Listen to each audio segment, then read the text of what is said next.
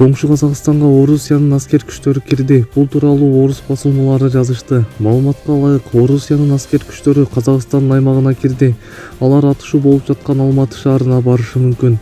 Учурда Алматынын борборунда атышуу уланууда. Шаарды коюу туман каптаганына байланыштуу журналисттер менен адамдар, аскер кызматкерлери 100 метрдей чет жакка тылдырышкан. Эске салсак, Казакстандын шаарыбарында бир нече күндөн бери нааразычылык акциялары өтүп, ал полиция менен кагылышууга жана тополоңго чейин жетти. Өлкөдө өзгөчө кырдаал жарыяланып, өкмөт отставкага кетти. Маалымат булагы Супер KG.